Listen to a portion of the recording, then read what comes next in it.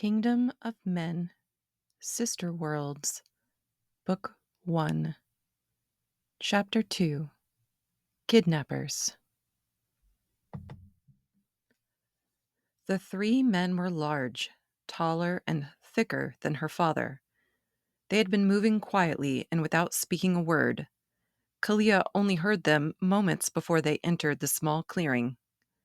She stood with her feet planted and sword drawn, not sure if she could outrun them. She had dropped her pack a few paces in their direction, meaning she would have to go toward them to grab her pack before running away. Her other option was to dart back the way she had come and try to survive without her travel gear. The man in the front of the trio took another step closer, a smirk on his face as he eyed her up and down. "Do you always take other people's camps, little lady?" he asked, with a lisp due to the missing teeth. "Where's your escort?" One of the men in the back of the trio gently set down a large sack he was carrying, and all three drew out daggers, looking around for KaLeah's escort, as if he might jump out at any moment to defend her honor. "He is coming up right behind me," she lied. "I was just leaving your camp to go meet up with him now. I will grab my pack and be out of your way." She took a hesitant step toward them and toward her pack, gauging her chances at outrunning them once she grabbed it. The leader cocked his head and took another step toward her. "Wait now, are you traveling without an escort? What a scandalous little waif you are." "Well, boys, looks like we'll have some extra company to keep us warm tonight." The air filled with their raucous laughter and hot breath. KaLeah's stomach turned as the men fanned out to surround her. "That sword, though," said the man in the middle, who appeared to be the leader of the trio. "Are you actually planning on fighting with it? Or did you just bring it along to look tough, little warrior?" He was leaner than the other two, but still very large and muscular. His black hair was matted down on his head by sweat. "You don't think you stand a chance in this situation, do you? Let's just make this easy and hand it on over. We wouldn't want you to get hurt now." The leader took another step and reached out his hand toward her. Something inside KaLeah snapped. Training, instinct, and pure stubbornness that refused to let her run from the fight clicked together, and she suddenly leapt forward, raised her sword in a quick arch, then down and across the man's left hand, severing it from his body. She spun, grabbed her pack from the ground, and turned to head back the way she had come. The leader dropped to his knees, screaming like an animal, and KaLeah, shocked at the sound, stumbled backward. She quickly tried to regain her footing. The other two men were momentarily frozen, with their eyes on the leader. "Dragon spit," said the man who had been carrying the sack. Then both men broke from their trance and turned their eyes back to KaLeah. "You're going to wish you were never born, little warrior." They began to move in closer, and their leader ripped apart his shirt to wrap around his bleeding arm. KaLeah felt unsettled by how quickly the man seemed to recover and resolve himself to his situation. These are not just poor bandits hiding out in the woods, she realized. Her breath stuck inside her lungs like sap, and her feet turned into two heavy logs. She was unable to turn away from them and unable to run. She knew she would have to stand her ground and fight. Frozen to the spot, all she could do was look at them more clearly. They were dirty, with scars across their faces, arms, and hands, as if they had seen many battles. The man to her right, who hadn't yet spoken, was missing an ear and had a scar that ran nearly the length of his face. She noticed the one to her left was short a few fingers. The dirt on their clothing seemed more purposeful than happenstance. The clothing itself looked rather new and well-tailored, with a camouflage pattern of brown and green coloring. Although they were quite large and muscular, they were stealth-like in their steps. She realized, had she run, these men would have easily caught her. They were in excellent shape. KaLeah saw one small advantage in what could have been a desperate situation. The men only had daggers and did not appear to have swords. She could move faster than they could and reach them easier with her blade than they could reach her with theirs. While the leader wrapped his arm, one man closed in on her from the left and one flanked her right. She didn't think. She just quickly lunged to her right and thrust her sword into the gut of the man with the face scar and missing ear. To her own surprise, her sword went into him easily, slicing up his middle with her upward thrust. She wasn't sure if it was her strength or just a testament to the hours she had spent sharpening the sword. As he fell forward, she spun around behind him, both whipping her sword free and ensuring she kept the two remaining men in front of her. Their smirks faded as if suddenly realizing this wouldn't be as easy a fight as they had hoped. The man with the missing fingers also had bloodstains down the right side of his shirt, and she noticed a cloth bandage tied around his upper bicep. He was carrying a knife in his right hand, which meant his dominant arm was vulnerable from the recent wound. She moved her sword to her left hand and pulled out her dagger with her right. She planned her move on him in her mind and then executed it. She pulled her sword up, and when he moved to block her attack, she whipped it against his bandaged wound. He yelled in pain and anger. She quickly moved behind him and drove her dagger into his back. He coughed, staggered, and then fell near the feet of their leader, who had just finished wrapping his arm. "What are you?" the leader asked, looking at her hard as he got to his feet. "Some kind of woodland warrior?" He gripped his dagger tightly in his remaining hand. Her father had practiced fencing with her daily and had drawn onto his chest to show her where the vital organs lay beneath. He told her no one would expect a girl to be able to use a sword, and yet it was important to strike a vital organ quickly before they realized her skill and attempted to overpower her. He had drilled into her again and again to never hesitate. She had killed countless beasts, skinning them and then cutting them up to store, cook, or trade. She had never hesitated. But these were not animals. One of the men groaned, and the leader looked down hopefully, but KaLeah knew she'd struck both of his men in vital organs. They would not get up. They would die where they lay. She knew she had to kill the third man before he tried to run. Even if he ran or said he'd surrender and walk away, he would come back to kill her in her sleep, or when he was fresh and not stunned at how easily she'd dispatched his men. He would not be the type to admit defeat, especially by a girl. He moved toward her with the knife in his right hand, outstretched, and the stump of his left hand against his chest. He moved his arm quickly at her, and she met each of his knife blows with her sword, easily knocking him away, moving faster than him. She wondered if he was testing her reaction speed, trying to wear her down, or attempting to back her into a corner. As he kept trying to find a way in to stab her, she stepped backward over rocks and branches, as limber as a mountain doker. Following her, he stumbled and kept losing his focus as his footing became more unstable. She swung her sword back and forth behind her as she walked backward, trying to find a tree. Once she hit one, she jumped quickly around it, rolling her back against the trunk. She spun fast around the tree, spinning around to face his back before he realized where she was. She drove the blade of her sword home and, for good measure, pulled the dagger blade across his thick neck. She kicked him forward as she pulled out her sword and watched as he toppled down into a pile of leaves. She breathed fast and heavy, watching to make sure he was not getting up.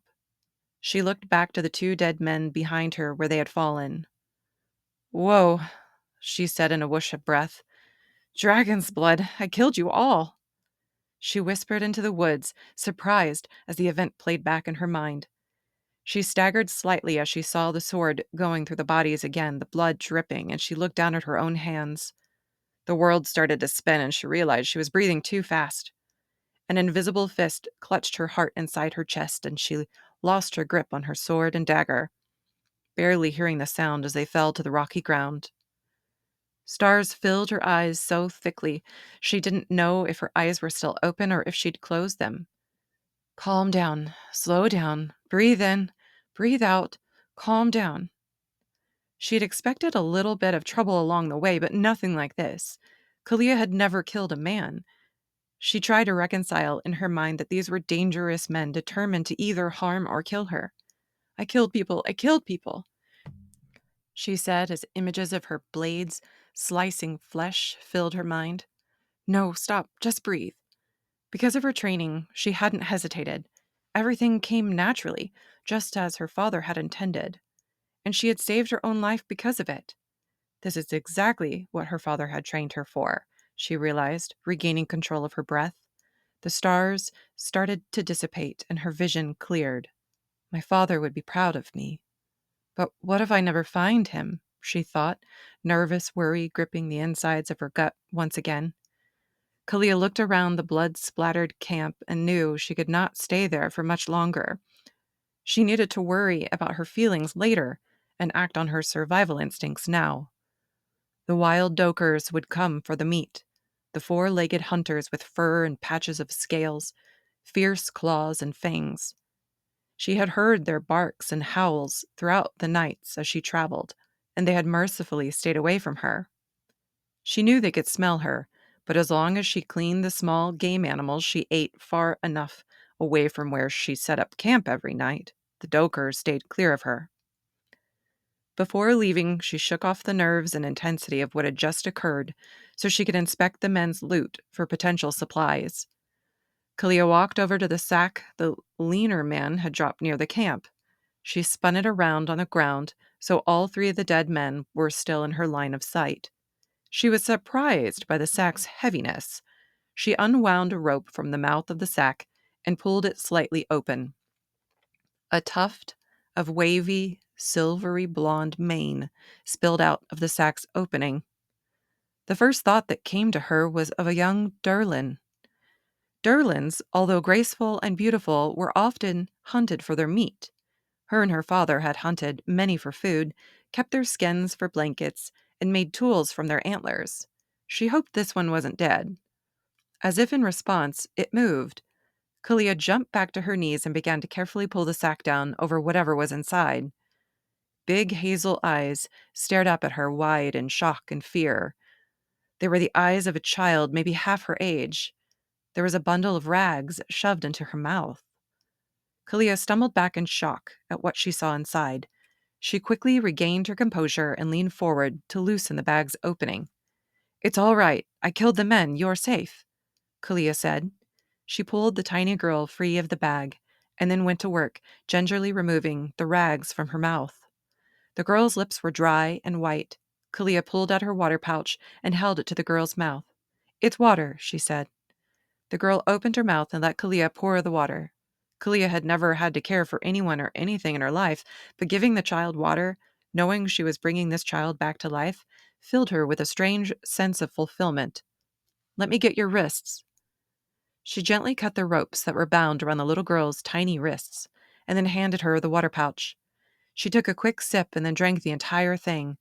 Tears were streaming down her face as if the water was coming back out as quickly as she had taken it in. There was a pinch and tingle in her own eyes, but she blinked hard and took a deep breath to ward off emotion. "This is a time for strength," she said to herself, repeating the words her father had said often whenever she had been close to tears. "Are you all right?" KaLeah asked. The girl nodded, tears still falling. "Are you hurt?" She shook her head that she was not. "Are you hungry?" She nodded vigorously. "Okay, let's see what we have." KaLeah had caught a tree rodent before she had found the camp, but decided to give the girl some berries she'd found until they could relocate to a safer place. She handed a pouch of berries to the girl and took back her empty water pouch. "Can you walk?" The girl nodded. "Let's move away from here and find a better place to cook up some food." The girl's eyes scanned over the three men lying in their own blood and then nodded in agreement. The girl stood up on shaky legs, and the two girls headed off toward a stream KaLeah had passed earlier.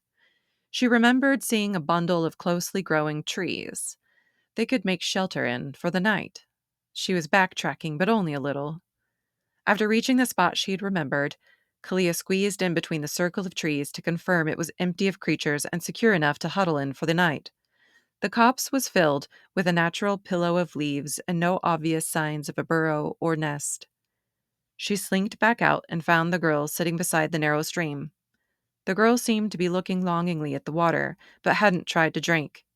"The water is fresh and cool," KaLeah said reassuringly. She reached out and refilled her water pouch in the stream, drank, refilled it again, and offered it to the girl, who took it gratefully. KaLeah washed the blood from her hands and arms like she'd done hundreds of times before, reflecting that this was the first time the blood had not belonged to animals. She closed her eyes tightly and reminded herself that they had been terrible men. The girls settled in next to the trees, and KaLeah started a small fire to cook the rodent she had captured and cleaned earlier. They ate in silence until finally, KaLeah couldn't help her curiosity. "My name is KaLeah. What's yours?" "Amira," she said, almost reluctantly. Her voice was high and thin, as any child's voice might be, but it also held a sense of something she couldn't quite place.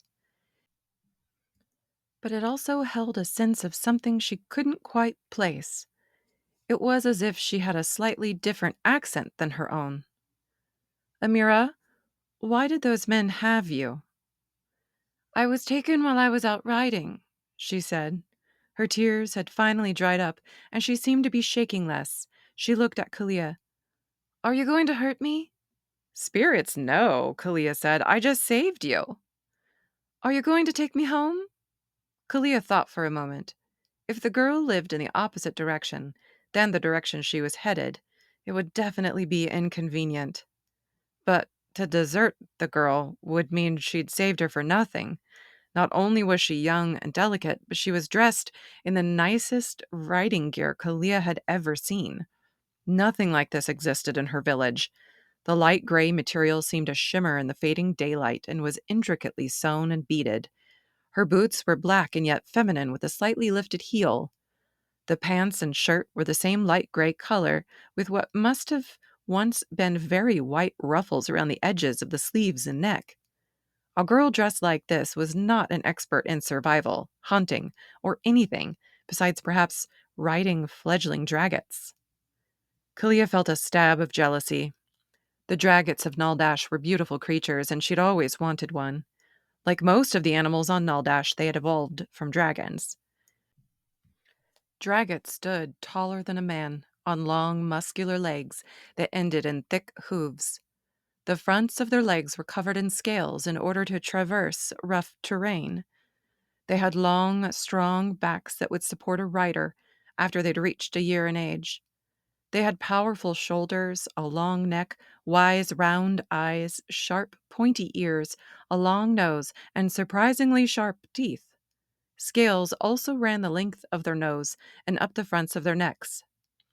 Dragons' manes and tails were long, soft, and beautiful, flowing gracefully as they ran. Their coats ranged in color but always seemed to shine.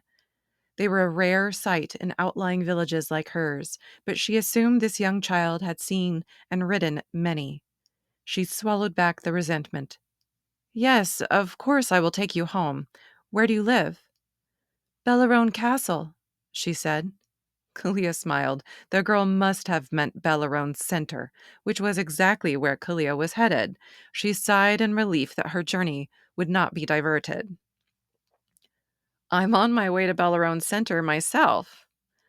"Bellarone Castle," Amira corrected.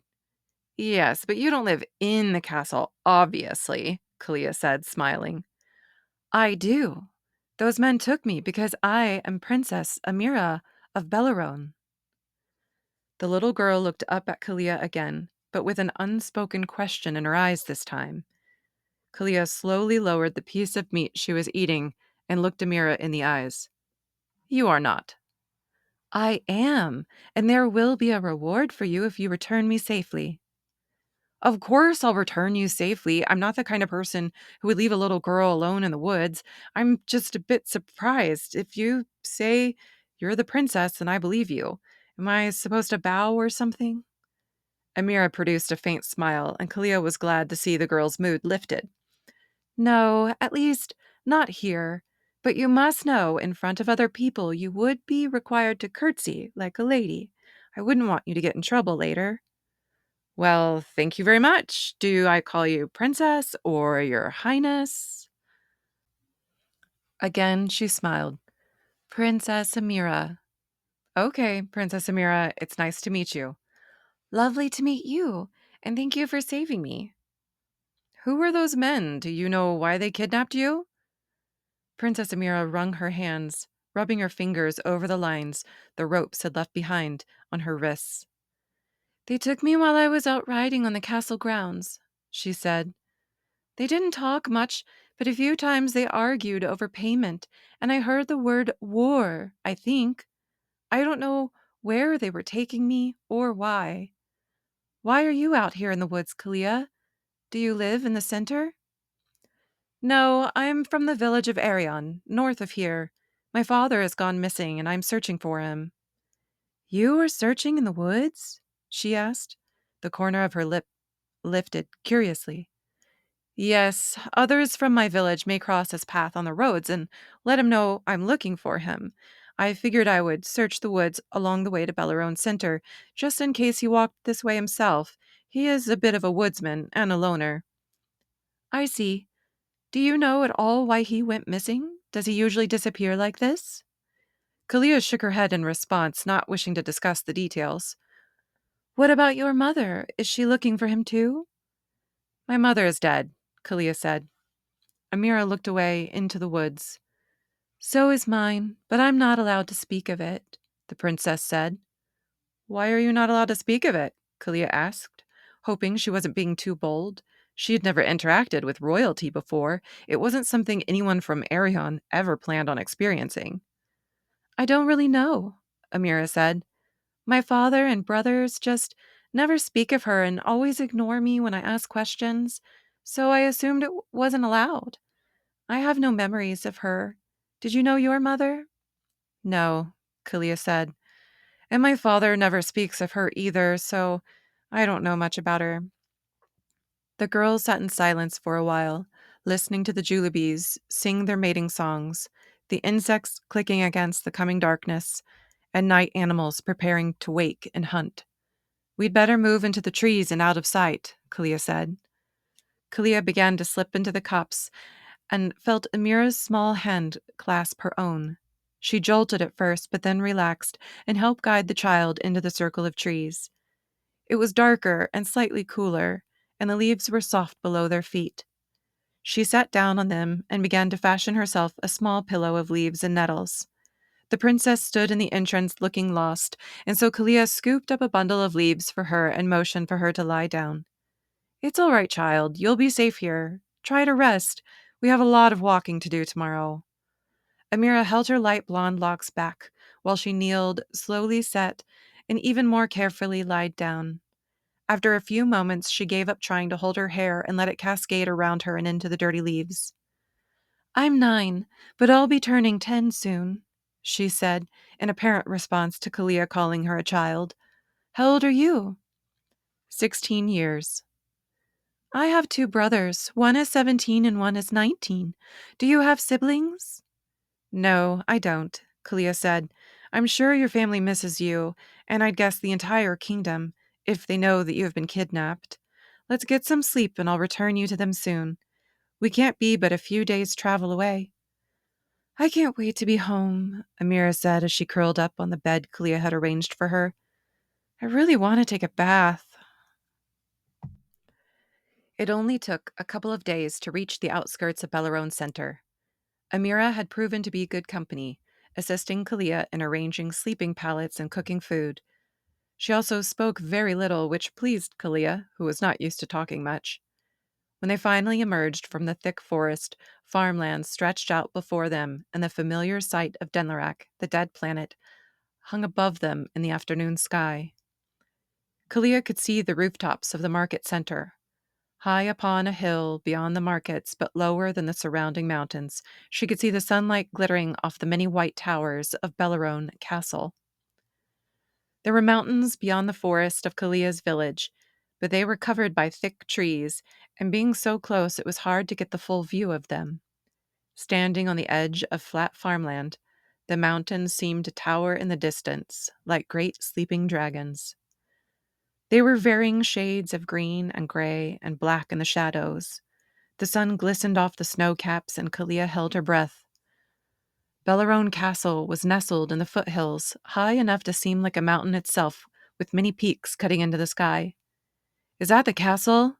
I've heard people in my village describe it, and I must say they were rather accurate. It is quite beautiful." Wait until you see it up close. It is magnificent.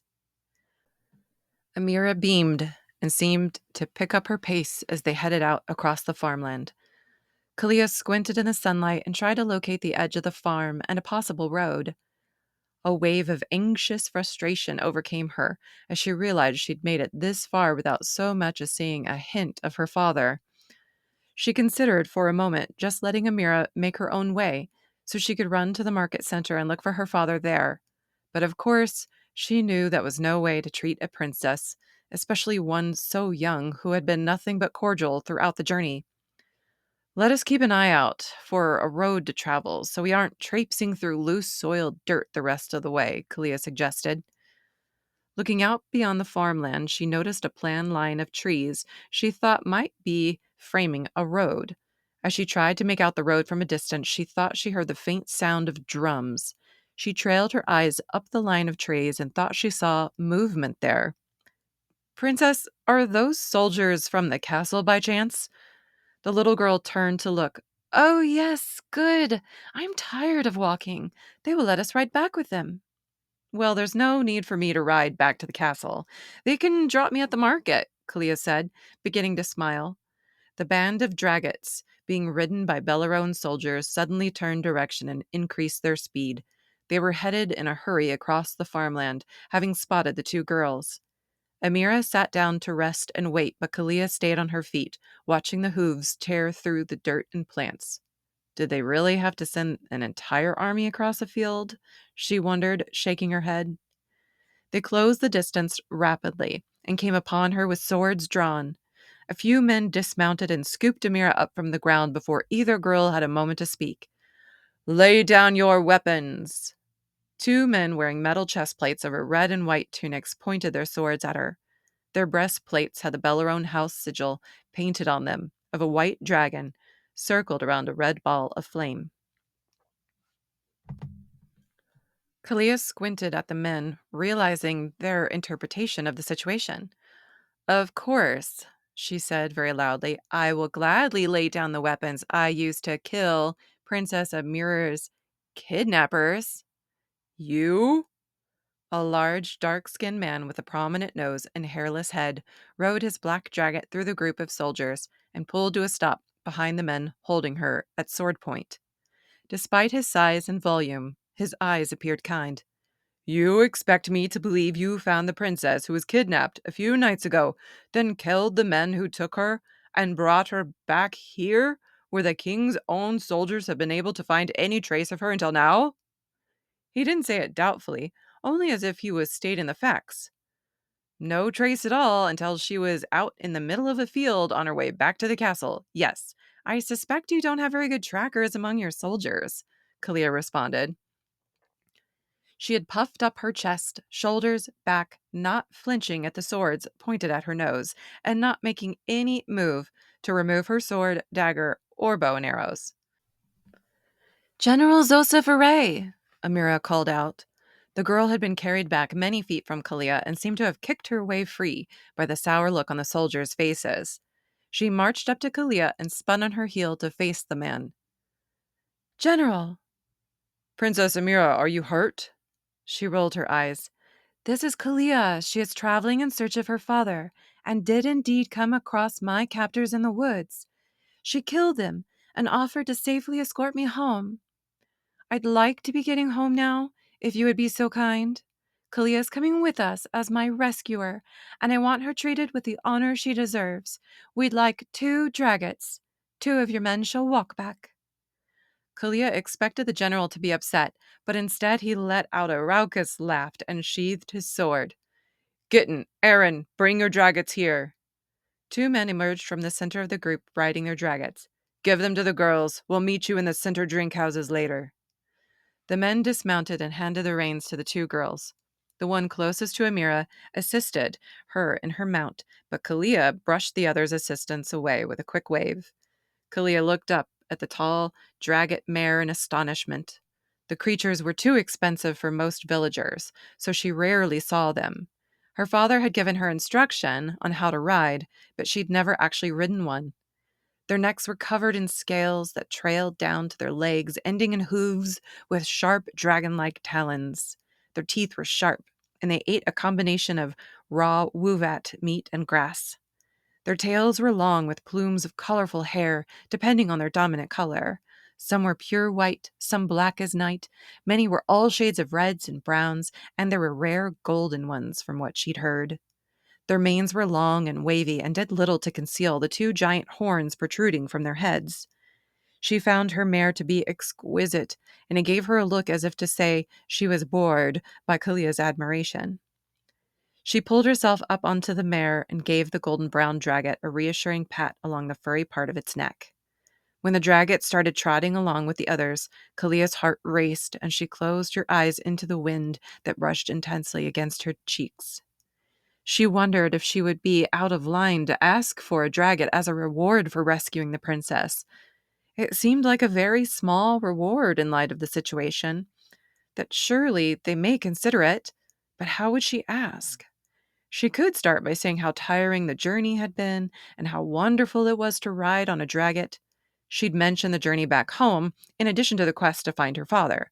She wondered about whom and how to ask for such a reward as the white towers around the keep grew taller in front of them.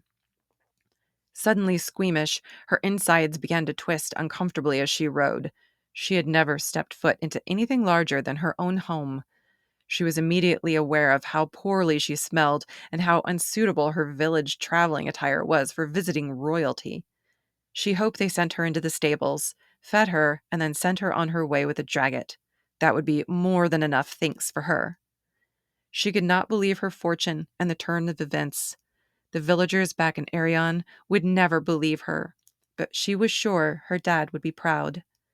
Her mood suddenly dropped, remembering her dad and her quest to find him. She looked at the faces of the people shopping in the center market as they passed through, but her father was not among them. She needed to go into each shop, each drink house, down alleys and into the neighborhoods. She needed to talk to people and describe him to anyone who would listen. KaLeah realized the weight of how much time she was wasting here. What if he moved to another town before she was able to make it back to the center? "Princess," she said in a lowered tone. "Yes, KaLeah? I can't stay long at the castle. I must continue looking for my father." "I understand. I do wish you'd stay, though. There are so many things to show you, and I'm sure the kitchen can make you things to eat you've never even heard of before." Amira's hazel eyes lit up with excitement, looking bluer in the sunshine. KaLeah could see it would be hard to shake her. The castle was magnificent. The small troop of soldiers rode the dragons up a long ramp and through two large wooden gates standing open in wait. The gates were built into walls as thick as a man is tall. KaLeah noticed the same white dragon emblem was repeated in carvings along the wall. There were more soldiers inside, along with servants who took the reins when the men dismounted. Guards wearing significantly less armor marched around the tops of the walls and the edges of the interior courtyard. Inside the courtyard, the ground was made of polished stone, and the dragged hooves made a musical clinking sound when they crossed it. Once inside the gates, everyone began to dismount, and servants appeared from every corner to take away the dragons. KaLeah tried to follow closely behind Amira while absorbing all the details around her. Ahead of them, there was another thick stone wall and two smaller gates. Guards opened these gates, and KaLeah noticed some of the soldiers that had ridden in with them had gone off in different directions. Only the general, Amira, KaLeah, and a few soldiers continued through the second set of gates. They went inside a stone tunnel, brightly lit by two long, narrow troughs that stretched the length of the tunnel. Sweet-smelling oil inside the troughs provided fuel for the flames. They came to a staircase that led into a grand room. It was 3 stories tall, with columns holding up a balcony walkway above them. Tall windows on the second story let in the sunlight, which highlighted the marble floors and rich, colorful tapestries along the walls. KaLeah never knew something this beautiful existed. She had to force herself to keep moving forward with the group. A soldier ran up quickly and said something to the general. Princess, your father has been informed of our arrival and wants to see you at once, General Array said. He is in the study. I can have one of the soldiers show this girl to a room if you would like. No, she comes with me. Amira turned back sharply to KaLeah and grabbed her hand. Come along. KaLeah followed the princess's pace through long halls and up more staircases. The general and soldiers followed close behind. For someone who never got lost in the woods, the new world of the castle left her feeling disoriented. They approached a guarded door. The guards standing on each side of the double doors were dressed in white tunics embossed with the same white dragon wrapped around a red ball of fire emblem across their chests. The men opened the doors wide before Amira reached them. She never slowed her pace as she pulled KaLeah into the room with her. Amira released KaLeah's hand and ran to her father, who was reading over papers at a large desk in the center of the room. A smile spread across the king's face. The man looked much older than KaLeah's father, with deep circles under his eyes. His skin was pale with a lack of sun, and his black hair and beard were lightly peppered with gray. He stood up and moved gingerly around the large desk to receive Amira. Despite his age, he lifted Amira up easily and held her tightly for a moment before setting her back down. Jealousy quivered through her. It was a familiar feeling she got any time she saw a father hugging his daughter. She tried to bury the emotion, as she always had. My beautiful child, Amira, are you all in one piece? He said, placing his hands on the sides of her head and thoughtfully looking her over for any sign of damage. I am. I wasn't hurt. My friend KaLeah saved me. She is the most fascinating girl I've ever met. She killed 3 men, gave me water and food, and brought me safely home through the forest. A girl did all that? The king looked at KaLeah, his brows drawing tight across his face. He seemed to scan her clothing and her hair, carefully considering whether or not she really was a girl and not just a lovely young man. Well now, that is quite something, he said after an uncomfortably long pause. Come forward, girl. KaLeah had never thought much about how the kingdom was run. She lived in a far-off region and cared only for the woods and for her father. She walked forward toward the princess and king, surrounded by the most comfortable furniture she'd ever seen, and more books than she knew existed. Listening to her boots cross the marble floor, she suddenly felt immeasurably small in a world she knew absolutely nothing about. I am King Orezus, and I offer my infinite gratitude, dear one, the king said. KaLeah bowed, hoping she did it correctly. When she stood back up straight, he was smiling slightly. He reached out and took her hands in his. Where are you from, child? The village of Arion, your highness. Ah, that might explain how you could traverse the woods, I suppose. But a girl with the ability to fight men? Amira, was it swordplay? Yes, father. The king still studied KaLeah's face doubtfully and rubbed the calluses on her palms as if seeking some proof to reconcile the image of a girl with a sword in his mind. KaLeah somehow knew to keep quiet and wait for a direct question from the king. She didn't feel like defending her father's decision to train her against traditions and norms would be the smartest thing to do in this moment.